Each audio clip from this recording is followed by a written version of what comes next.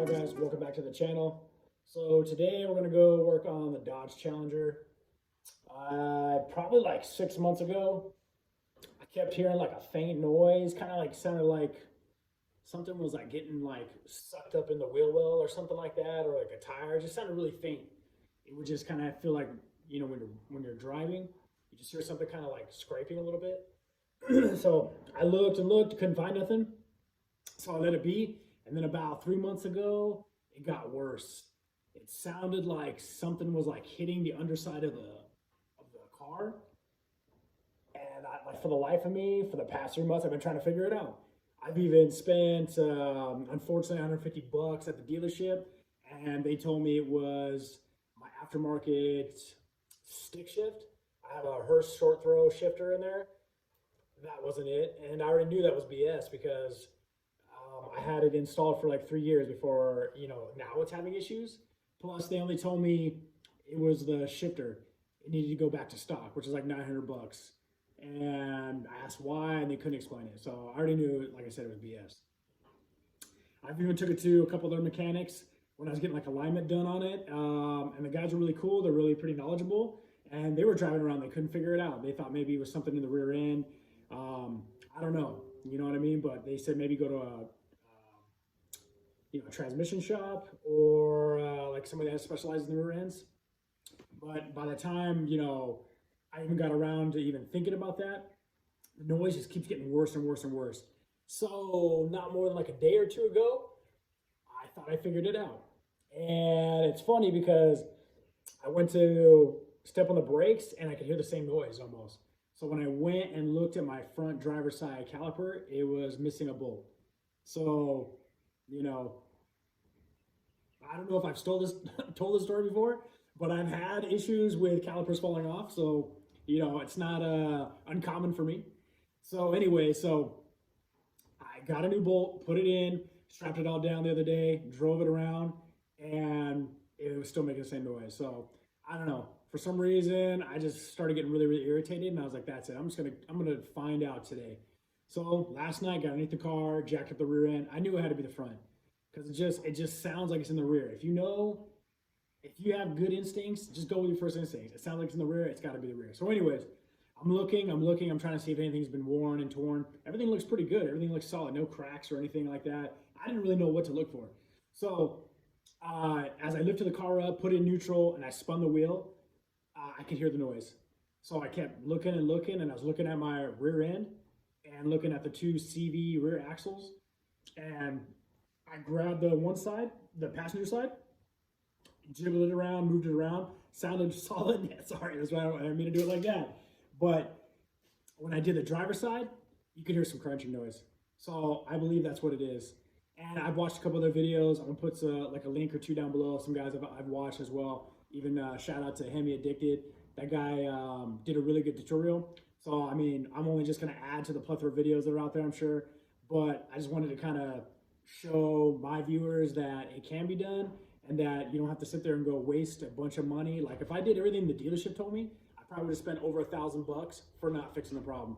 Right now, all I've ever wasted was $150. A new rear CV axle was like $100. So, and then you put a little bit of time and effort into it. Like I said, shout out to Hemi Addicted. That guy showed it is done between him and his son. I'm gonna do it solo because I don't got anybody else right now. My wife's pregnant, so I ain't gonna get no help. But I'm pretty sure I can do it myself. You guys see me do some pretty gnarly stuff anyways. But anyways, that's what we're gonna get into today, so let's do it, guys.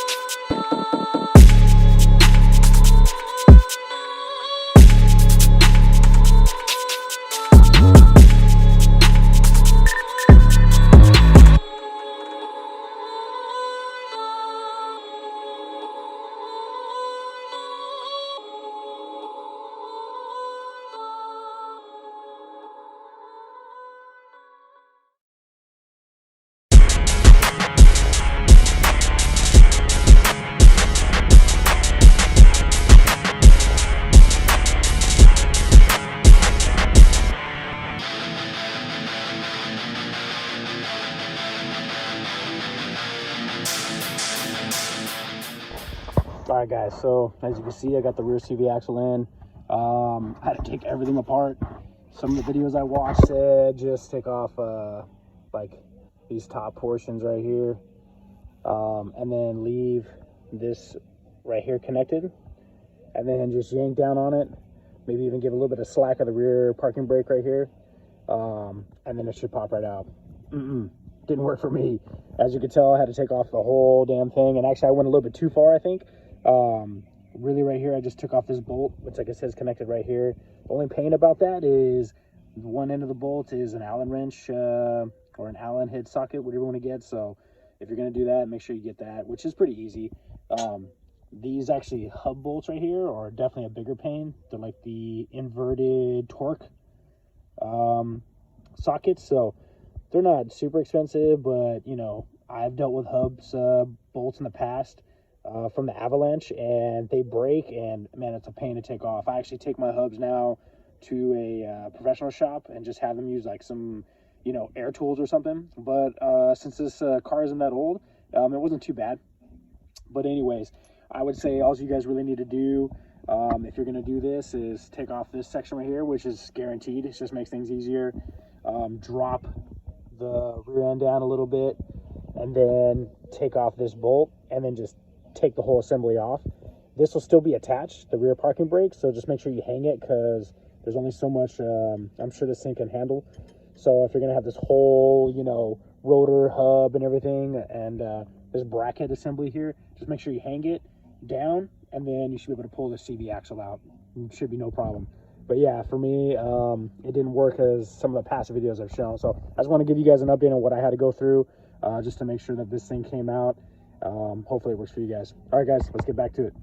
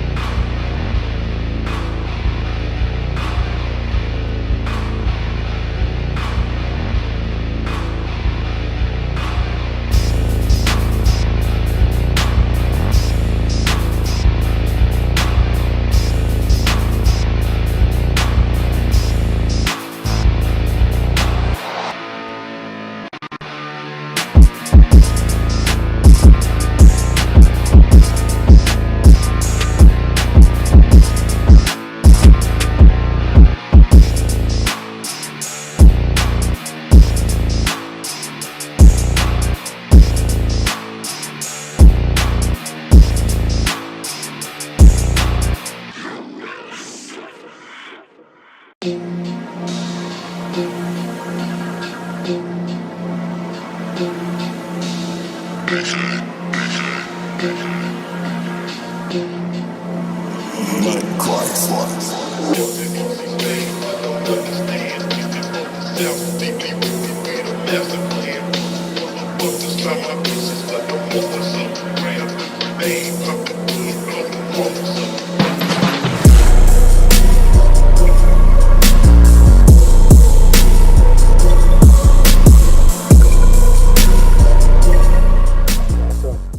is what I had to do to get the axle hub nut off.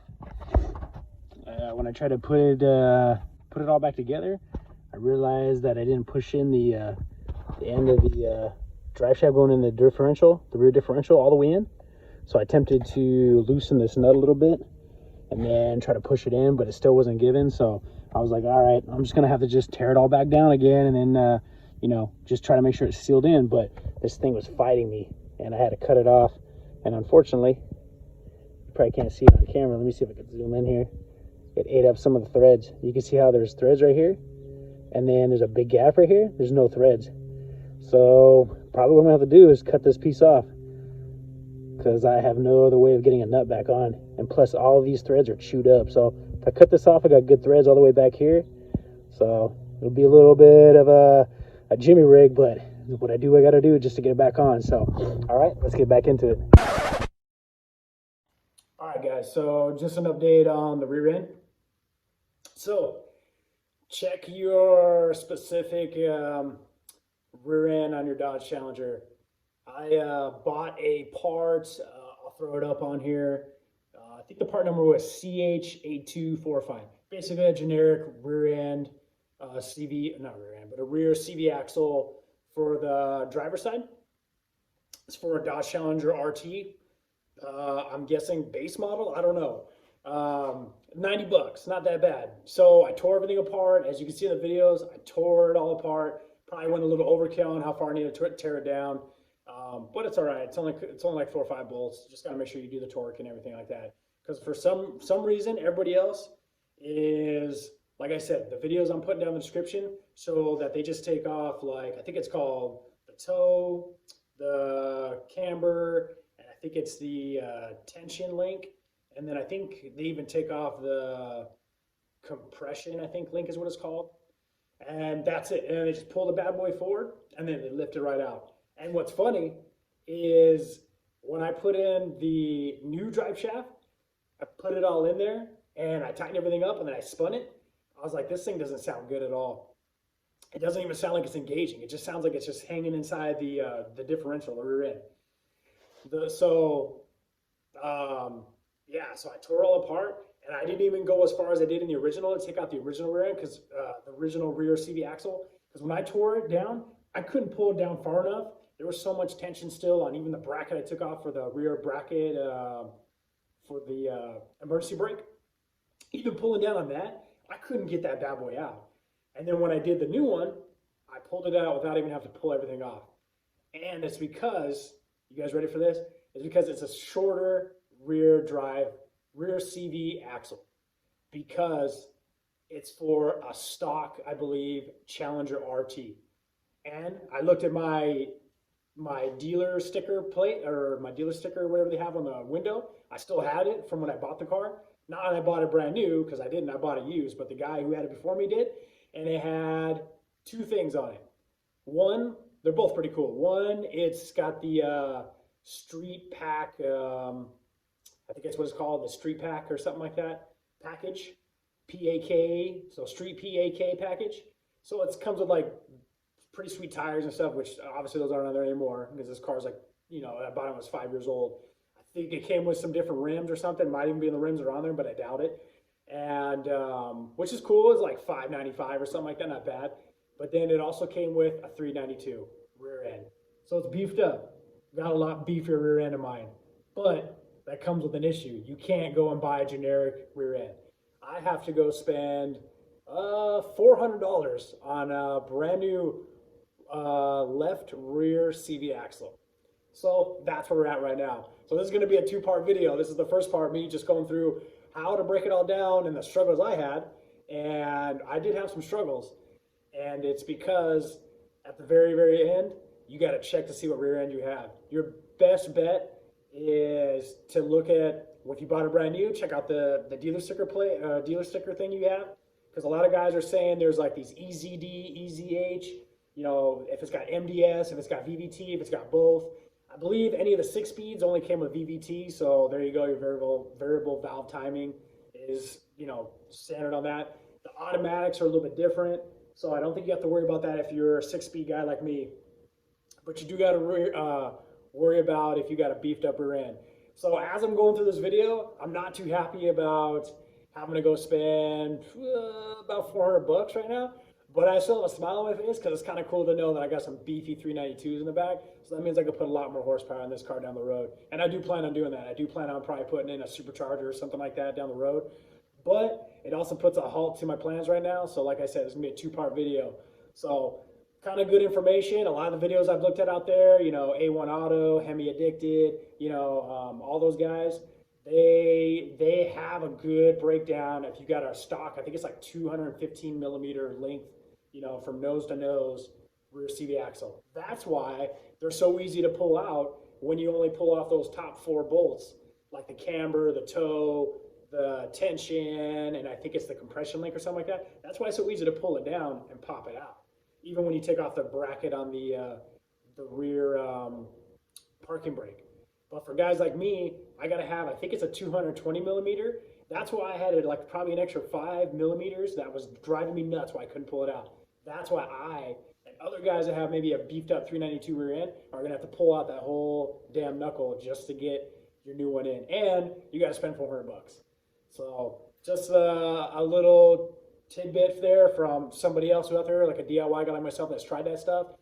So pay attention to what you guys drive out there. There's not a lot of basic Dodge Challengers out there. There's some pretty sweet ones. I even got asked if there was a classic or not. It wasn't a classic. Mine just says Challenger RT, but I paid attention to the dealership options and I got a 392 in the back. So I'm crossing my fingers that I didn't damage the rear end, because one of the videos A1 was showing a guy just tapping it in with a hammer, and I tapped it in a few times, as you can see in the video.